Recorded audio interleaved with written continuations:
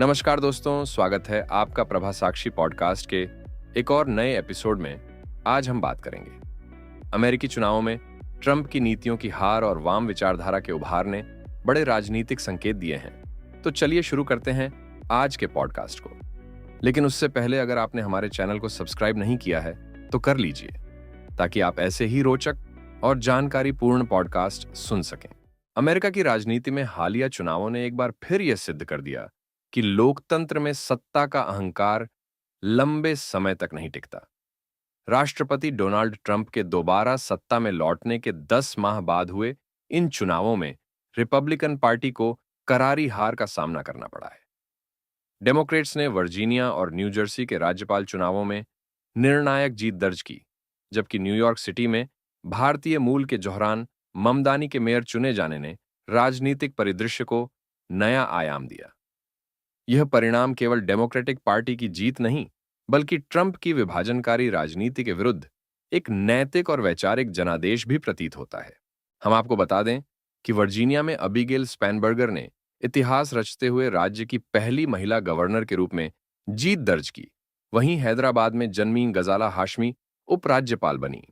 New Jersey में नौसेना अधिकारी रह चुकी मिशेल शेरिल ने रिपब्लिकन प्रत्याशी को पराजित किया।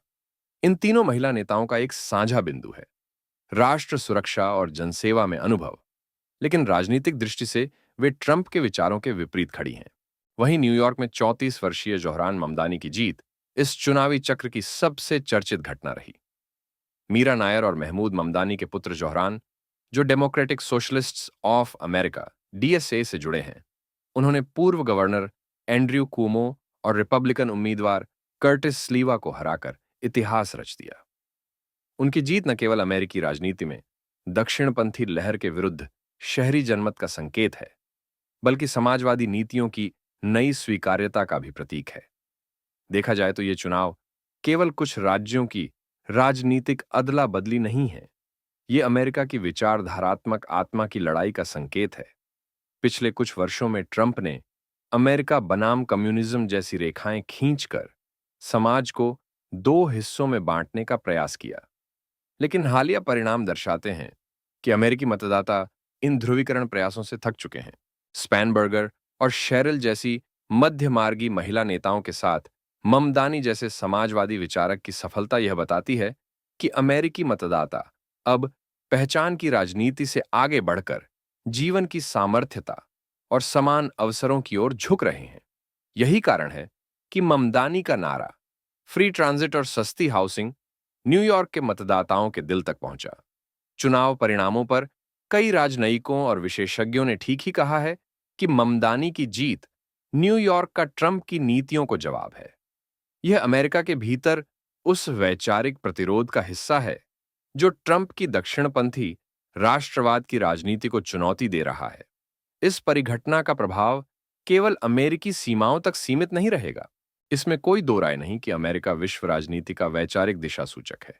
यदि वहां समाजवादी और प्रगतिशील नीतियों की स्वीकृति बढ़ती है, तो यह यूरोप, लैटिन अमेरिका और एशिया में भी लोकतांत्रिक समाजवादी आंदोलनों को नई ऊर्जा दे सकती है। भारत जैसे लोकतांत्रिक देशों में भी यह परिघटना मध्यम वर्ग और शहरी युवाओं के बीच समानता और जनहित आधारित राजनीति की चर्चा को पुनर्जीवित कर सकती है। साथ ही इन चुनावों का प्रभाव केवल आंतरिक राजनीति तक सीमित नहीं रहेगा, बल्कि इसका सीधा असर अमेरिकी विदेश नीति और वैश्विक सामरिक समीकरणों पर पड़ेगा।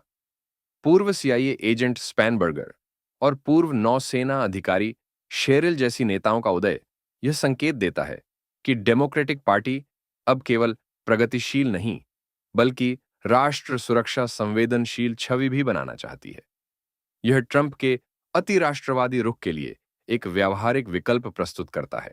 इसके अलावा ममदानी और गजाला हाशमी जैसे भारतीय मूल के नेताओं की भूमिका भारत अमेरिका के बीच सांस्कृतिक और राजनीतिक सेतु को मजबूत करेगी। हालांकि ममदानी की समाजवादी नीतियां कॉरपोरेट हितों के विरुद्ध हैं, परंतु दक्षिण एशियाई मूल के मतदाताओं के बीच उनकी लोकप्रियता भारतीय प्रवासी राजनीति की दिशा बदल सकती है। साथ ही समाजवादी धाराओं के उभार के साथ अमेरिका की विदेश नीति में वैचारिक टकराव की जगह लोक कल्याण आधारित प्रतिस्पर्धा की प्रवृत्ति बढ़ सकती है। इससे अमेरिका चीन प्रतिद्वंद्विता में लोकतांत्रिक श्रेष्ठता के नए मॉडल की प्रतिस्पर्धा सामने आ सकती है। उधर रिपब्लिकन पार्टी के भीतर आत्ममंथन की प्रक्रिया शुरू हो गई है। विवेक रामास्वामी जैसे नेताओं का यह स्वीकार करना कि हमें अपनी नीतियां सामर्थ्यता पर केंद्रित करनी होंगी बताता है कि ट्रंप की विचारधारा से मोह भंग शुरू हो चुका है। बहरहाल, ट्रंप की राजनीतिक शैली विभाजन, आक्रोश और अतिराष्ट्रवाद ने भले ही उन्हें सत्ता तक पहुंचाया हो, लेकिन इन चुनावों ने यह स्पष्ट कर दिया है कि अमेरिकी जनता अब नए विमर्श चाहती है, जहां सामाजिक न्याय, समानता और व्यावहारिक नीतियां केंद्र में हों। जोहरान ममदानी का न्यूयॉर्क से संदेश स्पष्ट है। आर्थिक न्याय ही राजनीतिक स्थिरता की नींव है। अमेरिका में यह नई वाम लहर केवल चुनावी घटना नहीं, बल्कि उस सामाजिक पुनर्जागरण की शुरुआत है जो वैश्विक राजनीति के स्वरूप को भी बदल सकती है। आज के एपिसोड में इतना ही। अगर आपको यह एपिसोड पसंद आया हो तो शेयर करें, सब्सक्राइब करें। ऐसे ही और महत्वपूर्ण विषयों पर पॉडकास्ट सुनने के लिए प्रभा साक्षी को फॉलो करें। मिलते हैं अगले एपिसोड में। तब तक के लिए नमस्कार।